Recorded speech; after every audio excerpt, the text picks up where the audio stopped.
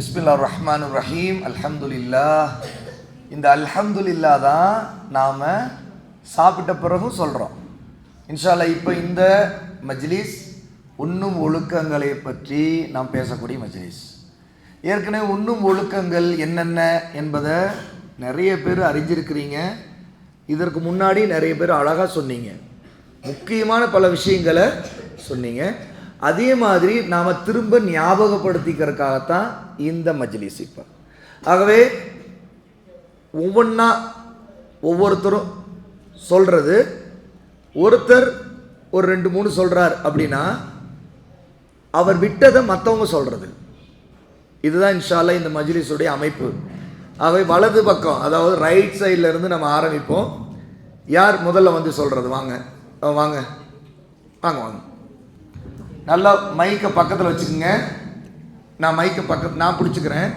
இதை நீங்கள் பக்கத்தில் வச்சுக்கிட்டு சொல்லணும். இதை அப்போ தான் ரெக்கார்டிங் நல்லா கிளியராக இருக்கும். இப்படி வாங்க, முன்னாடி வாங்க. ஓகே. அந்த பக்கம் எல்லோரும் பார்க்குற மாதிரி.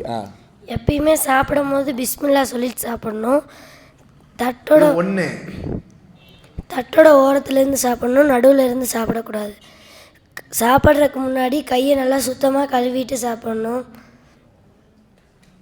3 விஷயங்களை சொல்லியிருக்காங்க. பிஸ்மில்லா சொல்லி சாப்பிட்றது, தட்டுடைய ஓரத்துலேருந்து சாப்பிட்றது, தட்டுடைய நடுவுலேருந்து எடுத்து சாப்பிடக்கூடாது.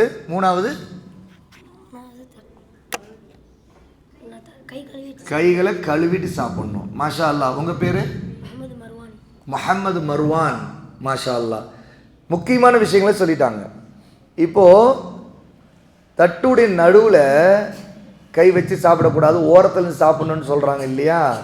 அல்லாஹ்வுடைய நபி சொல்லியிருக்கிறாங்க, தட்டுடைய நடுவில் பரக்கத்து இறங்குகிறதுங்கிறாங்க. அல்லாஹ் தஆலா நம்முடைய உணவில் பரக்கத் செய்கிறது எந்த இடத்துல இருந்து ஆரம்பிக்குதுன்னா நடுவுலேருந்து தான். நிறைய பேர் இதில் தப்பு செய்கிறாங்க பாருங்க. போட்டு உழப்புன்னு உழப்புறாங்கல்ல, கையை அங்கே இங்கேயும் தட்டு முழுக்க ஓடிக்கிட்டே இருக்கும். இது சரியான ஒழுக்கம் இல்லை. அப்போது மர்வான் சொன்னதில் முக்கியமான ஒரு விஷயம், தட்டுடைய ஓரம், அது நம்ம பக்கத்தில் இருந்து கொஞ்சம் கொஞ்சமாக எடுத்துக்கணும். கொஞ்சம் கொஞ்சமாக. இப்போ சோறு இருக்குது, சோறு நடுவில் இருக்கும், ஆனால் கொஞ்சம் கொஞ்சமாக தேவையான அளவுக்கு எடுத்து நாம் சாப்பிட ஆரம்பிக்கணும். இப்போது அதே மாதிரி கையை கழுவிட்டு சாப்பிட்ணும். நிறைய பேர் சில நேரங்களில் கையை கழுவாமலே நேரடியாக போய் சாப்பிட்றாங்க, அது தப்பு. அடுத்து வேறு யார்?